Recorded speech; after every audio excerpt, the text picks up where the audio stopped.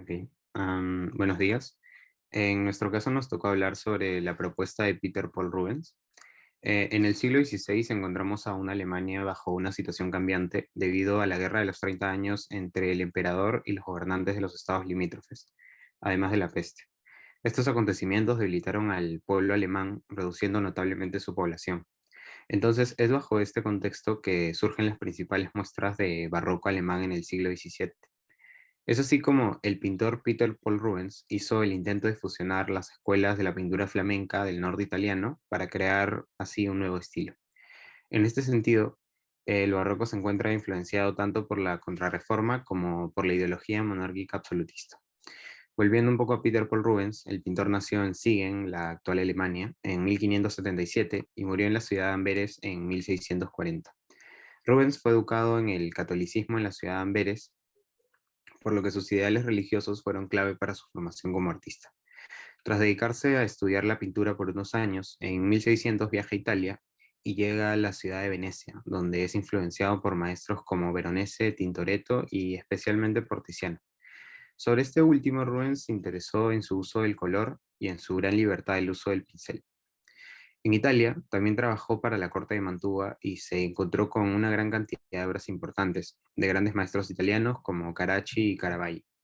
También estuvo en Roma, donde recibió el que sería su más importante encargo hasta ese entonces, que era pintar el altar mayor de la iglesia de Santa María de Valicella. Posteriormente, en Génova, realizó trabajos preparatorios de un libro en el que se ilustraba la arquitectura genovesa y se presentaba a sí mismo como pintor y arquitecto. Finalmente, viajó también a España con fines principalmente artísticos, antes de regresar a Amberes para finalmente consolidar su trabajo con obras importantes como la elevación de la cruz. En cuanto a la obra de Peter Paul Rubens, su idea fue que el mundo material tenía valor en sí mismo.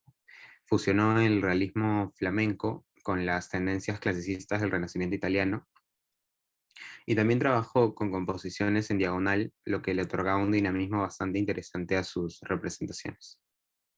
Una de sus obras más representativas es la pintura de las Tres Gracias, las cuales representan a las tres hijas de Zeus. En esta obra se ve claramente la relación de Rubens con el arte clásico, ya que respeta la composición de estas en su tradición clásica, sin embargo le da una nueva unidad a la pintura, ya que estas tres figuras se tocan entre sí. Además se muestra la influencia de las ideas renacentistas, ya que usó la imitación como método de pintura. Sin embargo, él no consideró correcto solamente imitar las esculturas clásicas, ya que éstas no representaban el color y la vida de la figura humana. Por otro lado, se puede ver la pintura de la elevación de la cruz, la cual fue pintada en Ambers luego de su regreso de su viaje por Italia. Es importante recalcar que Ambers se encontraba en un proceso de reconstrucción de iglesias y esta trataba de demostrar su poder frente a los grupos protestantes. Se ve claramente las influencias que él recibe en Italia, ya que las figuras musculosas nos recuerdan a las figuras pintadas por Miguel Ángel en la Capilla Sixtina.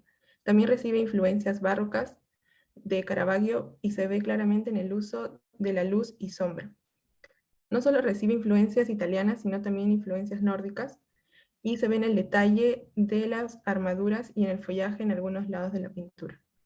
Según Hauser, existen dos características principales del barroco. Uno es el uso de estos primeros planos y que la pintura se encuentra en movimiento. Y esto se ve en el tirar y jalar de los hombres, que se identifica aún más con la diagonal que marca la cruz y Cristo, creando que el espectador sea el que crea la perspectiva y que él pudiera acercarse y hasta ayudarlos a empujar la cruz.